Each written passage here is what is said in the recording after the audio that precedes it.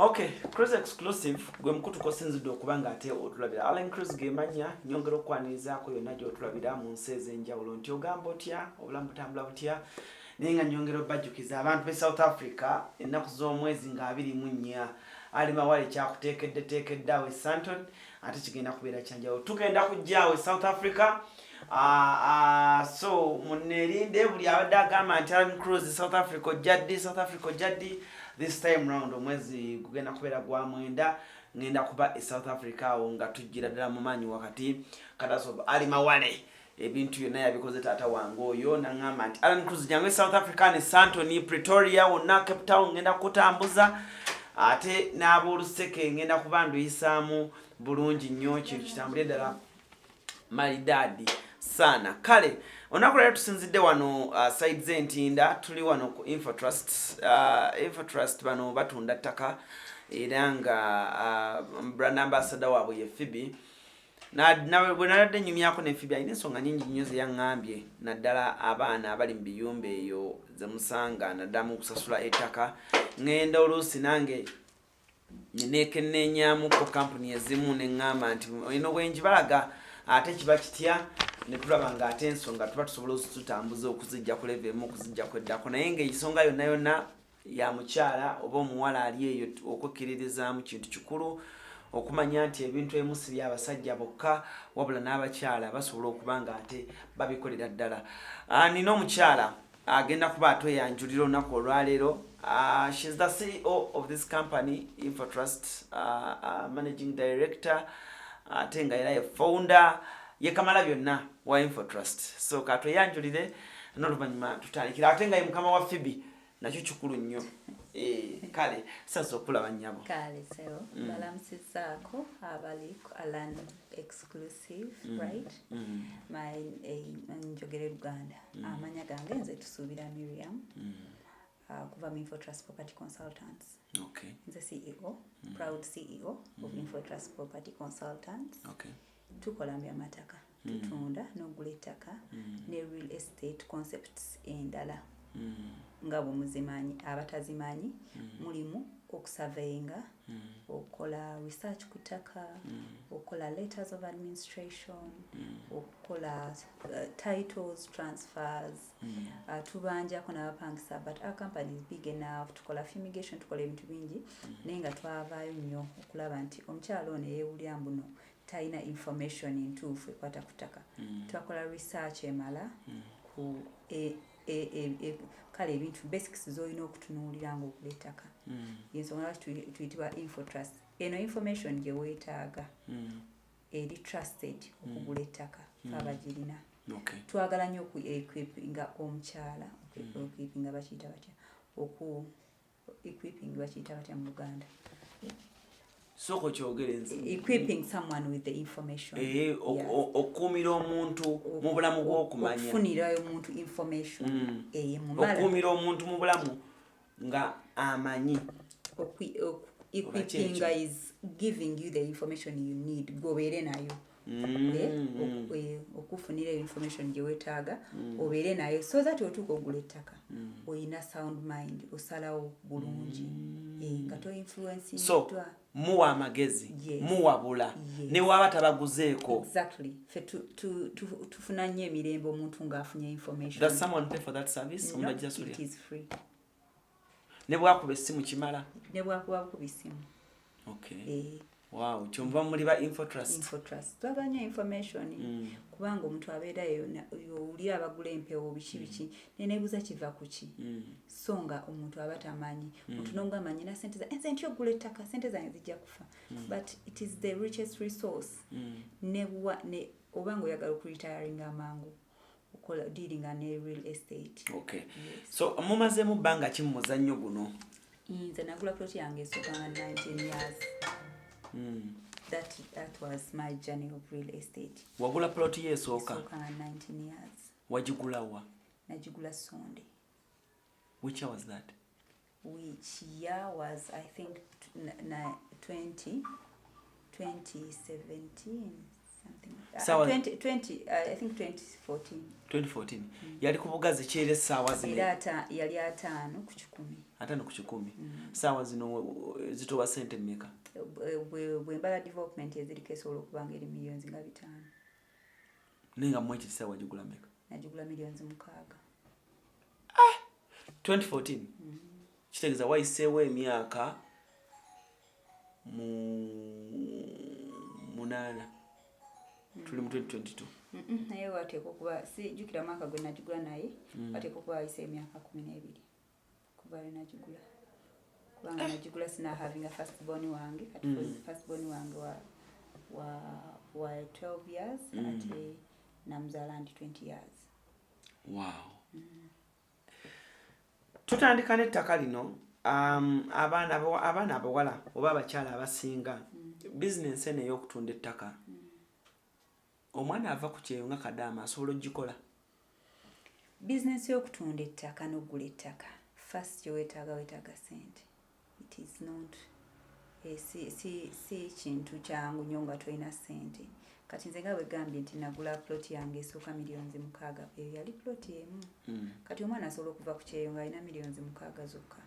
But nevertheless you may not do the business but you're investing in something very very very rich. Oguze ekyobugagga.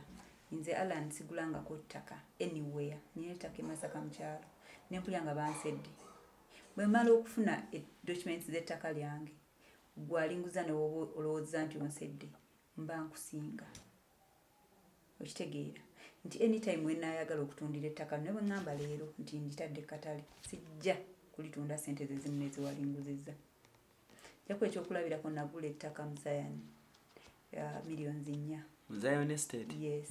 Eriyo namuwongo nga millions 4 nenjagala oditunda by then nga nnamu obuzibu nebigaana nendireka right now bampa 60 tekuli kintu bakwameka 60m siteeka million 6 siteekangako na kintu kyonna sirimiranga nako nti oba anything okitegeera that is how valuable the land is. Kati gwe teeberezaamu kintu kyekirala kyosobola okuteekamu ssente nekizitereka ne bw'oba ozitadde mu bank fixed account tesobola kwekubisaamu bwezityo and that has been like 8 years. So ettaka naddala abakyala oba tugenda ku mukyala omufuna mpola atunda caayi abaana abali mu biyumba afuna emitwalo 9 basically nja kwesigama nnyo ku mwana omuwala naye nga ayagala okwezimba ayagala okulaba nga abaako ne bwatuuka naye buli kiseera bawulira nti investinga mu ttaka investinga mu ttaka eri oli ayo ng'omwana agamba nina millioni zange 3 oba 2 nsobola okutandika bizinensi y'okugula amataka nga bwe ntunda millions 2 lisobola okugula ettaka kw'obeera naye lisobola obutakutandikira bizinensi y'ettaka kubanga at least okutandika business y'ettaka oteeka okugula anyway waliwo bano bwe bayita kuba bwe bamulanga olwoswe mugamba jangu tulina polisi ya millioni 2 tetugina tulina ya 4.5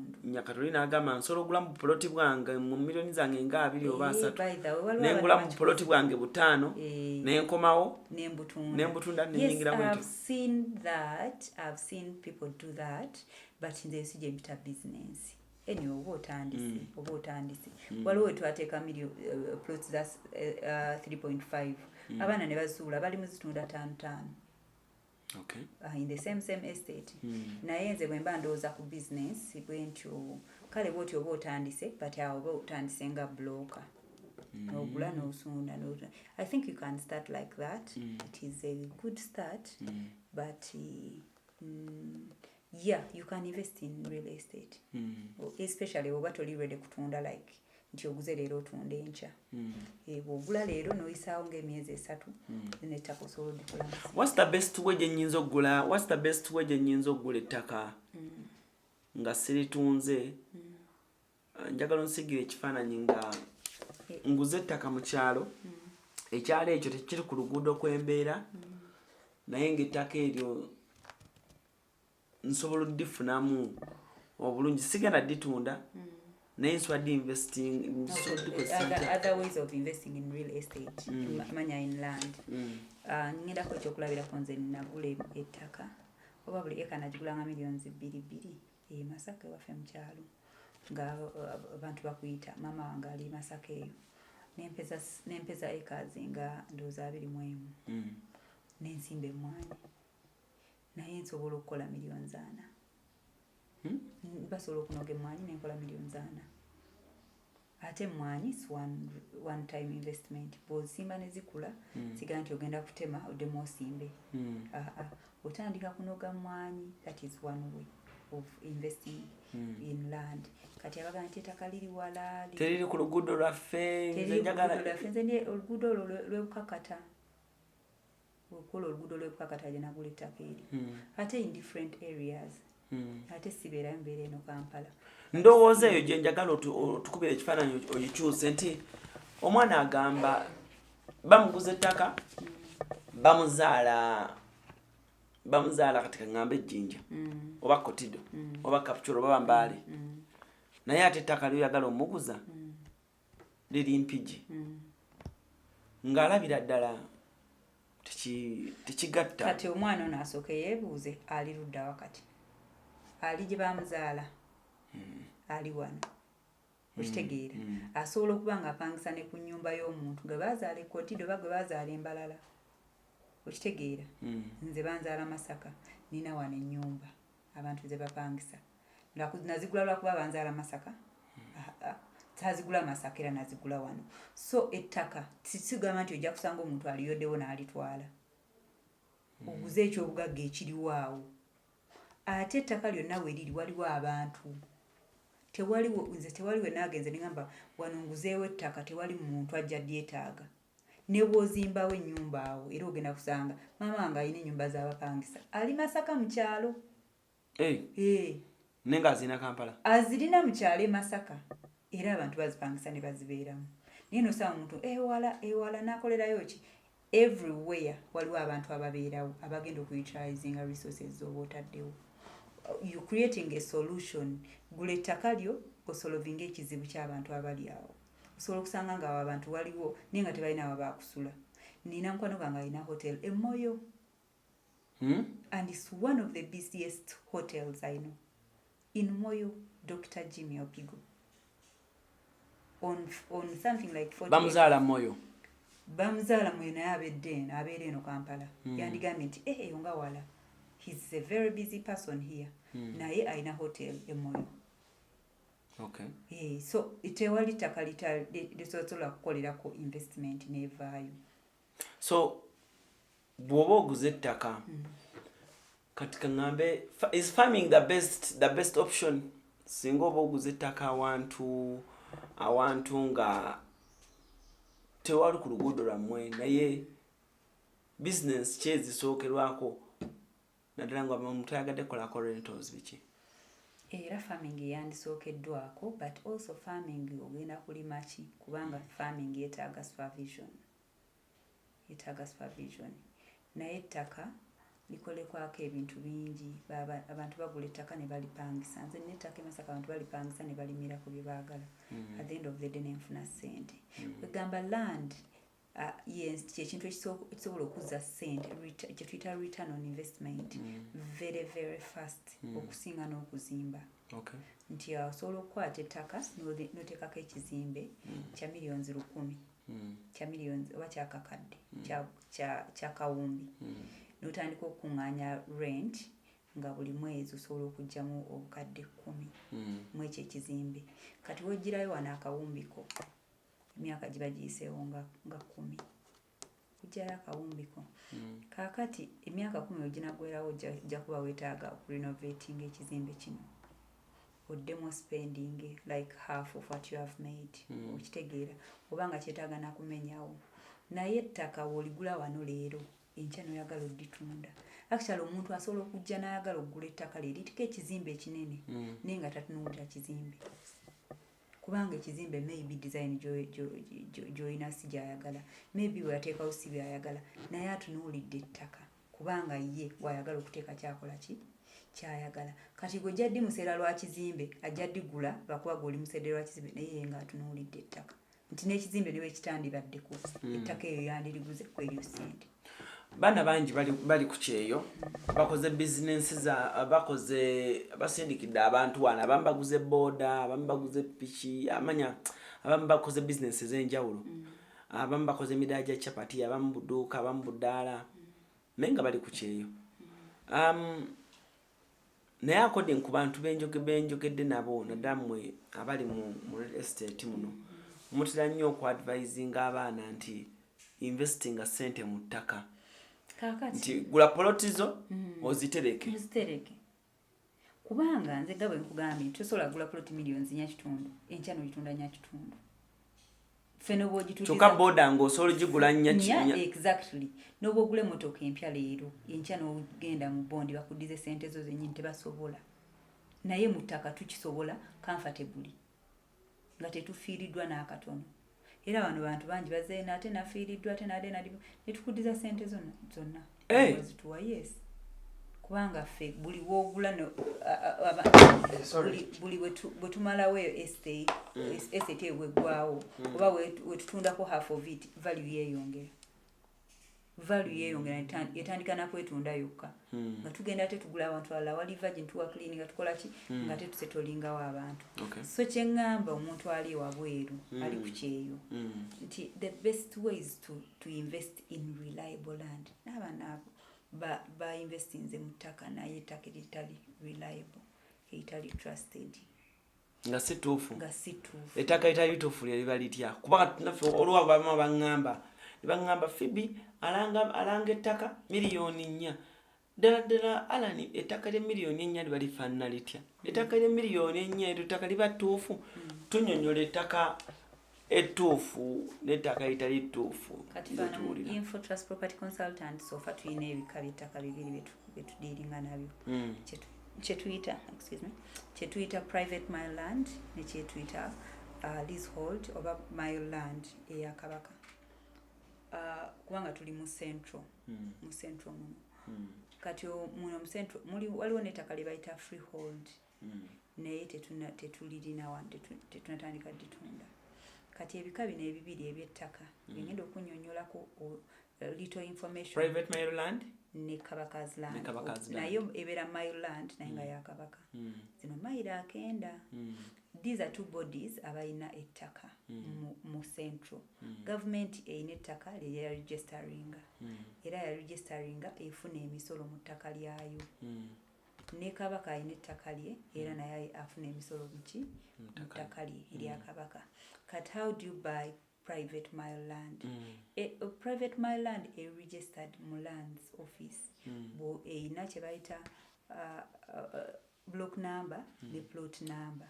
Private mile land erya government okay eryo registered bwe ndigula libeera mu mannya gange kati gwe bw'ojja oddingulako teriba mu mannya go okulikyusa oddiza mu mannya go osasula omusolo keka akakadde kamu kitundu kyenja okugamba nti kaleete nkukyusiza ekidde mu mannya g'ekyapa gavumenti bwetyo bwefuna omusolo ku ttaka lyayo kati Kabaka alina ettaka lye lyetuyita Kabaka's land ye teyakola byapa either ogenda n'oregistering ekyapa kye bayita leasehold kubanga ye Kabaka ayagala omuntu abeere ku ttaka lye awo obusuulu every year oba ogenda osasula emyaka 49 oba 99 obeereko ku ttaka eryo naye tekitegeeza nti egyo emyaka bwe giggwako ettaka baligobako orenewinga noddamu n'obeerako Kabaka ayagala continuous obusuulu obwo bwa mmeka buli uniform ku buli muntu ali ku ttaka lya Kabaka nze Masaka nsasula 200 omwaka those are 21 acres yes 21 acres nsasula 200 ate bakazongeza badde actually nsasula 1500 okay for a very long time mama wange ndaba asasula obusuulu ayina ettaka ddene nnyo naye ndaba asasula obusuulu bwa 2000 for a very long time obusuulu si bwa sente nnyingi kaakati wano mu central osobola okusasula 1500 oba 1000 omwaka mulamba kisinziira ku bunene ettaka lyebuliko ne development disadvantage kyeriwo omwana ogula ettaka lya Kabaka advantage kyeriwo omwana ogula ettaka lya kabaka ne disadvantage kyeriwo okugula ettaka lya gavumenti oba n'advantage ki eriwo okugula ettaka lya gavumenti? Ettaka lyonna ddungi era reliable, tolina disadvantages zojja kufuna singa oba oguze ettaka ettuufu. Ekyo nkyemfasizingako kubanga waliwo enkola egobererwa ng'ogula ettaka. Bw'ogula ettaka lya kabaka waliwo abavunaanyizibwa ku ttaka lya kabaka. Ku ttaka lya era omanya otya nti no ttaka lya kabaka teririna plot number, teririna block number. Bw'osanga ettaka nga lirina block number ne plot number naye nga teririna kyapa, eri ttaka si lya kabaka. Mbinoonya ntya nze ataasoma era simanyi nawe babinoonya. Kati awo jangu Info Trust Property Consultant tukuyigirize kubanga it's also long gundi wetutuuka mu kifo tumanya nti kabaka mweno area kabaka ayinako ettaka okukomanga wano tewali ttaka lya kabaka. Fe aba real estate tugenze tumanya nti wano mu Ndese ettaka eririmu lya kabaka okujjako miles west okuva ku kkubo oba obugazi bwe buti okuva ne wano ngaawo kabaka yagaze eti nga ayinawo ettaka lyeddene okitegeera. Kati okugeza nakifuma ettaka erisinga lya kabaka naye bw'oyingira ennyo munda osanga private mile land. Naggalama ttaka lya kabaka paka Kabimbiri actually Kabimbiri private mile land. Kati private mile land eriko block number. Block number isobola okubaako ettaka ddene okuva nga Mutinda yonna isobola okuba ku block emu. Then lye twawulayawulamu zino zibeera plots kati plot numbers. Kakati nayo how I wanted to get on how people buy ettaka ery'empewo. Before nga tunagenda ku ttaka lya mpewo eriyo ekibuuzo oli kyajja okwebuuza. Lwaki Info Trust batunda ettaka lya kabaka? Lwaki omuntu yeesitula n'agamba nti kangende mu Buganda Land Board? Lwaki bano bwe batunze ettaka lya kabaka ate nga waliwo Buganda Land Board? Because omuntu asobola okyebuuza anti Buganda Land Board si ettaka eryo liriko abaliriko nti omuntu yagula ettaka lye alibaddeko ebbanga lyonna kati ayagala dditunda tagenda ddiguza kabaka kubanga ettaka lirye. Ettaka lya bwannannyini, it is permanent ownership. Ebo kitegeera naye nti kabaka yeetaaga omusolo ku ttaka eryo. That is how he runs the kingdom. Ayina okufuna omusolo mu ttaka lye. Sirirye nti ayagala libeerako lyonna. Lirye abantu be babeereko basasula omusolo nga ne gavumenti bw'eyina ettaka. Bwe singa tutuuka ku makyanga kabaka ayagala kukozesa ttaka eryo, what are the procedures obwa kabaka nga bwagala okukozesa ettaka? Nedda nkugambe this is permanent ownership of land. Twejja kuŋŋamba mbuno wadde naguze lya gavumenti kati ate gavumenti yagala kukozesa ttaka lyalyo. Kati lyange kyennyina okukola nasasula omusolo gavumenti. Okitegeera nasasudde omusolo gwayo kati lyange. Enjawulo eriwo wakati lya gavumenti ne lya kabaka nti era gavumenti ofuna osobola ofuna ekyapa. Yes. Lino lyo tofuna kyapa. Ofuna era ebiwandiiko ebikwatako. Era ebiwandiiko ebyo mbadde njagala kulagako ku biwandiiko bibeerako stamp y'omusajja wa kabaka. Aleete Esther tuleetere abaana bano balabe ekyapa kiri eri. Then tulabe bafune kiraga nti waliguze tebaali kugabidde waliguze kuliko n'omusajja wa kabaka n'ateekako stamp nti this person yenanyini yalina obwannanyini ku ttaka lino kati. Era akkirizibwa okuddamu okutunda ettaka lye. Era akkirizibwa okuddamu okutunda ettaka lye. Akkirizibwa oddikozesa oba odditunda. Okay. Lwaki ebiseera ebisinga ettaka lya kabaka bambi tebaliseera ate nga eri baliseera? Ekyo kibuuzo kirungi. Kaakati bw'ogula ettaka lya private mile land okugeza oguze eka namba ogenda gisala plots 7. Buli plot ogenda gikolera ekyapa. This is the most expensive part okusalamu n'okukola ebyapa. Kati bw'oba okola ekyapa buli kyapa okiteekako almost 1 million. Buli kyapa oba mo oba 3 oba 5 kisinziira weriri. Olina okusasula omusolo guno okitegeera. Surveying and all that, this takes a lot of money. That's how the private mile land gets very expensive. Ate era omuntu ne bw'aba agenda kukyusa ekyapa omusolo olumu gubeera expensive kutandikira $7,000 kweyongera waggulu. Kaakati erya kabaka liwe tuligula tulina endagaano tufuna ofunye eddagala tusasula ekkanzu ya kabaka omuntu n'atandika obeerako nga tagenze ku processing eno process y'ekyapa eno yefuula private my land expensive yes naye nga tewali kintu nti oba lwakuba ndiribi oba ki just abantu balina information emala kumanya nti no this is also reliable land. Ettaka lya miliyoni 4 lifaanana litya?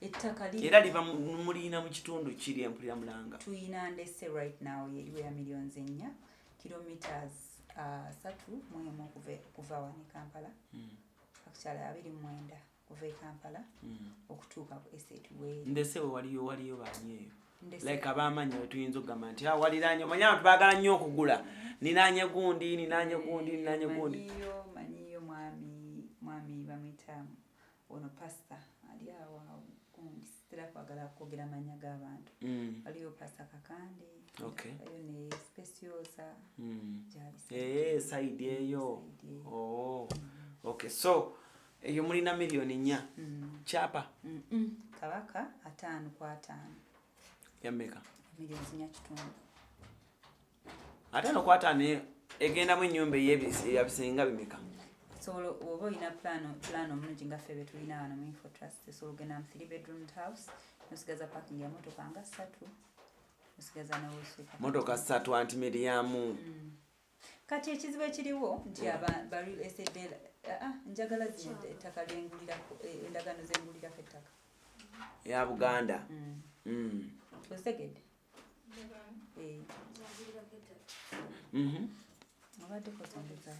mbadde nkubuuza nti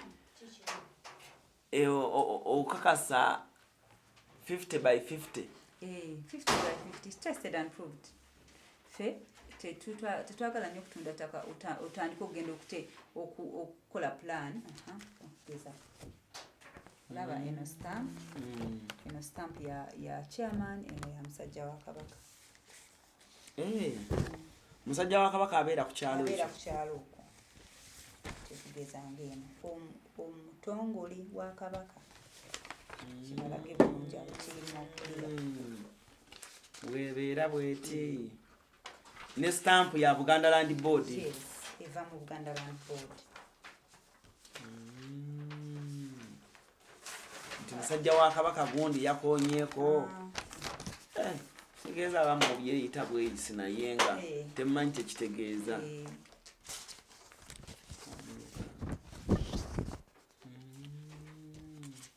kati ebyo abantu bye batamanyi nti this is very important eno stamp eva mu Buganda Land Board lowooza ogiraba ebintu si byakusaaga biri serious